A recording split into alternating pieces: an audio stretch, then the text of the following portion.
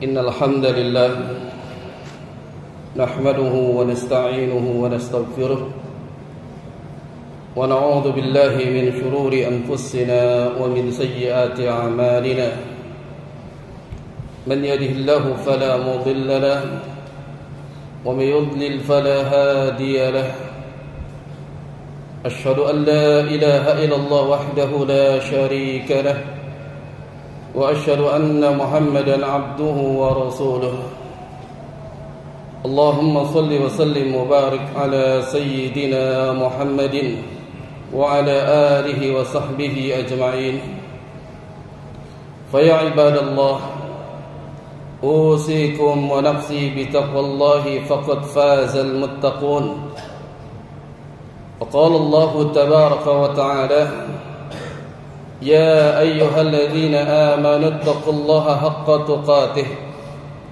ولا تموتن إلا وأنتم مسلمون ثم أما بعد فإن أصدق الحديث كتاب الله وخير الهدي هدي محمد صلى الله عليه وسلم وشر الأمور محدثاتها وكل محدثة بدعة وكل بدعة ضلالة وكل ضلالة في النار. Ma'asyiral muslimin, sidang Jumat yang dimuliakan Allah Subhanahu wa taala. Yang pertama, mari kita senantiasa bersyukur kepada Allah dari segala karunia nikmatnya. Allah Subhanahu wa taala masih memberikan sampai saat ini kita masih diberikan sehat walafiat, kita masih diberikan umur yang panjang, sehingga pada hari yang mulia ini kita kembali dikumpulkan di masjid yang mulia ini dalam rangka ibadah, melaksanakan salat Jumat secara berjamaah. Akan tetapi jamaah sekalian, ingatlah bahwa kita diberikan nikmat hidup panjang umur sampai saat ini itu hanyalah sementara, dan kita akan menjumpai kematian.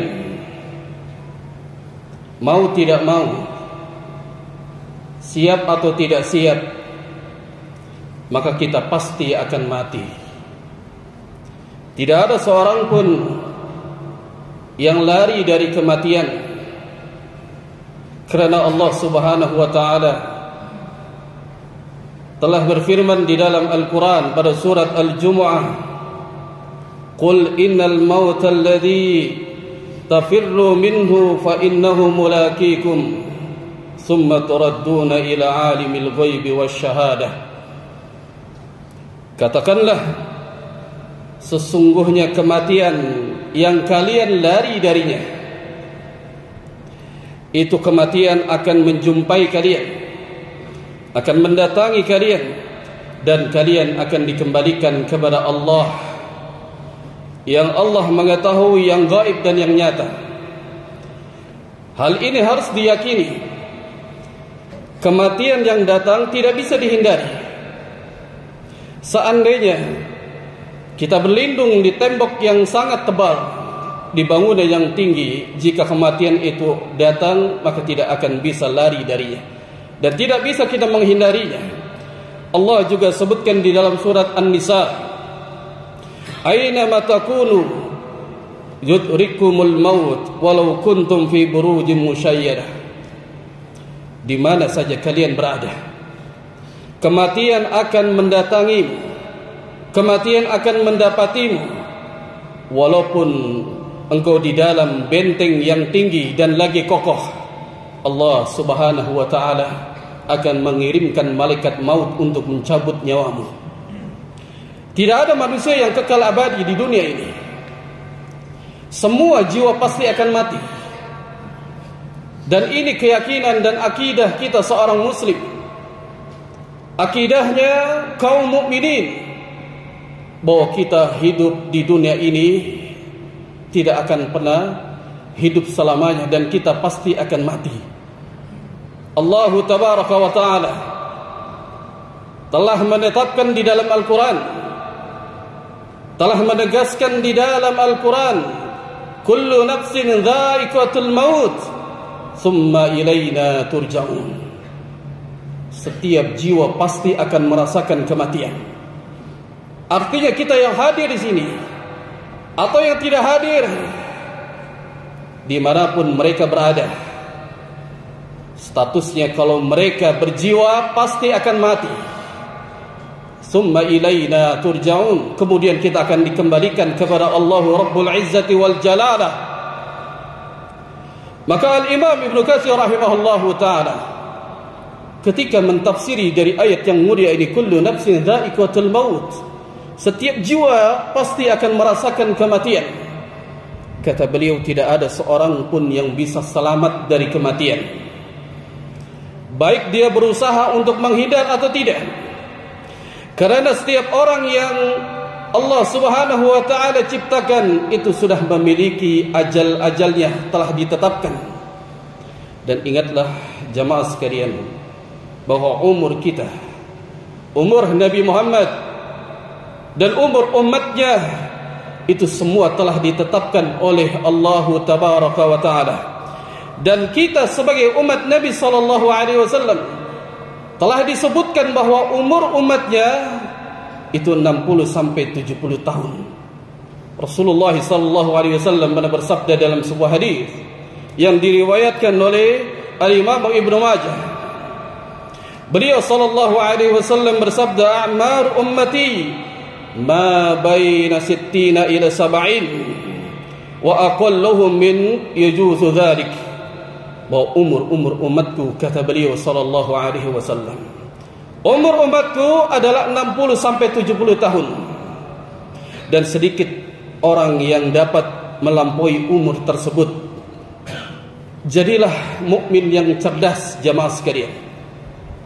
Mukmin yang mempersiapkan untuk kematian dengan amal saleh.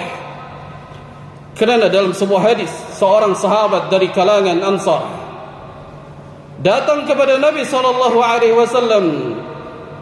Dia mengucapkan salam kepada baginda Nabi Muhammad SAW.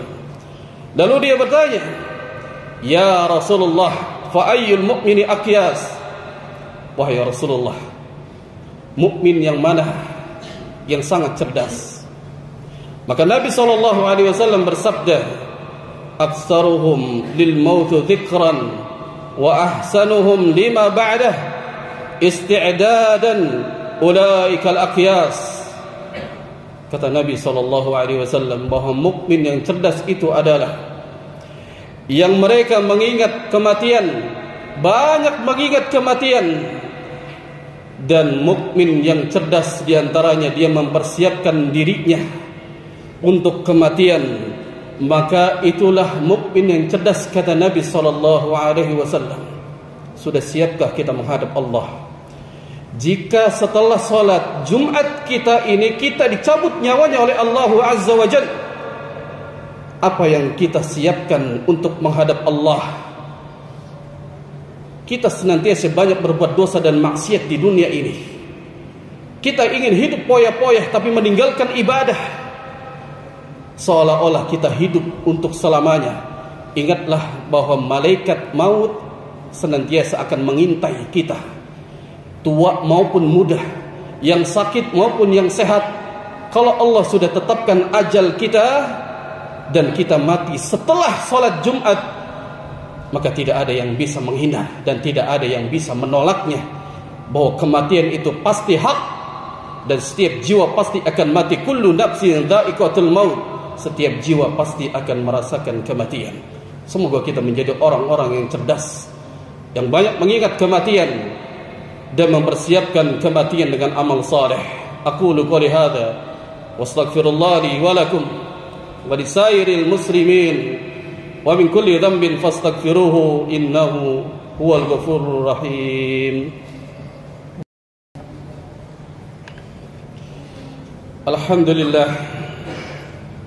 Alhamdulillah hamdan katsiran tayyiban mubarakan fihi. Wa asyhadu an la ilaha illallah wahdahu la syarika lah وأشهد أن محمدا عبده ورسوله لا نبي ورسول بعده أما بعد معاشر المسلمين. Sidang Jumat yang dimuliakan Allah Subhanahu wa taala, bahwa nasihat kematian ini sering kali disampaikan oleh Nabi SAW kepada para sahabat. Jika Rasulullah SAW menyampaikan kematian kepada para sahabat, maka niscaya kata Rasul, kalian tidak banyak tertawa dan kalian tidak akan hub dunia, tidak akan cinta terhadap dunia. Kalau kalian mengingat kematian, pasti akan membekali diri kita untuk kematian dengan amal soleh. Maka carilah amal soleh bekal kita. Di antaranya menjaga solat 5 waktu. Jika kita mampu menambah dengan yang sunnah-sunnah. Karena ingatlah bahwa amalan yang pertama kali yang akan dihisab di hadapan Allah adalah salat. Kalau salat kita baik dan bagus, maka amalan yang lain pun akan mengikutinya. Dan yang kedua, siapkan diri kita dengan amal saleh, yaitu dengan banyak bersedekah. Karena sedekah ini yang pahalanya akan terus mengalir sampai kita dikuburkan ke dalam liang lahat. Dan sedekah ini yang diinginkan oleh kebanyakan kaum muslimin dan bahkan orang-orang kafir ketika mereka telah dimatikan oleh Allah Subhanahu wa taala. Pernah disebutkan di dalam firman Allah dalam surah Al-Munafiqun. Allah Subhanahu wa taala berfirman, "Wa anfiqu mimma razaqnakum min qabli an ya'tiya ahadakumul maut." Dan infakkanlah, kata Allah, sebagian dari apa yang telah kami berikan kepada kalian sebelum datangnya kematian. Ini Allah berpesan kepada kita. Rezeki yang kita dapatkan itu datang dari Allah. Allah menginginkan keluarkan sedekahnya. Maka fayaqulu, lalu ada orang yang menyesal dan berkata kepada Allah Rabbul Izzati wal Jalala pada saat itu, di hari kiamat, yang mengatakan, Rabbi laula akhartani ila ajalin qarib fa asaddaqa wa akum minas salihin. Orang tersebut mengatakan, wahai Rabbku, tundalah kematianku barang sebentar saja agar aku dapat bersedekah dan aku termasuk orang-orang yang saleh. Akan tetapi Allah Subhanahu wa taala kalau sudah mematikan hambanya, telah ditetapkan di kitab Lauhul Mahfuz ajalnya, maka tidak ada yang dapat dihidupkan kembali oleh Allah Subhanahu wa taala. Ini nasihat yang terakhir buat kita semua, bahwa selama kita masih hidup, diberikan sehat, diberikan umur panjang, jadikan kesehatan umur kita dalam rangka ketaatan kepada Allah Subhanahu wa taala. Banyak beribadah. Yang memiliki harta, keluarkan hartanya di jalan Allah. Yang sehat, yang kuat, bahkan yang sakit pun tidak boleh meninggalkan ibadah. Karena setiap apa yang kita lakukan pasti tercatat di dalam catatan para malaikat raqib dan atid. Semoga Allah Subhanahu wa taala menjadikan kita hamba-hamba yang senantiasa taat kepada Allah Subhanahu wa taala. Dan kita berdoa kepada Allah agar Allah memudahkan kita untuk senantiasa beribadah sampai datangnya kematian. Innallaha wa malaikatahu yusholluna 'alan nabi. Ya ayyuhalladzina amanu shallu 'alaihi wa sallimu taslima. Allahumma shalli 'ala Muhammad wa 'ala ali Muhammad kama shallaita 'ala Ibrahim وعلى آل إبراهيم إنك حميد مجيد. اللهم بارك على محمد وعلى آل محمد كما باركت على إبراهيم وعلى آل إبراهيم إنك حميد مجيد. اللهم اغفر للمسلمين والمسلمات والمؤمنين والمؤمنات والأحياء منهم والأموات إنك سميع قريب مجيب الدعوات يا قاضي الحاجات. ربنا ظلمنا أنفسنا وإن لم تغفر لنا وترحمنا لنكونن من الخاسرين. اللهم إنا نسألك الهدى والتقى والعفاف والغنى. اللهم إنا نسألك الجنة ونعوذ بك من سخطك والنار. ربنا آتنا في الدنيا حسنة وفي الآخرة حسنة وقنا عذاب النار. وصلى الله على نبينا محمد وعلى آله وصحبه وسلم وآخر دعوانا أن الحمد لله رب العالمين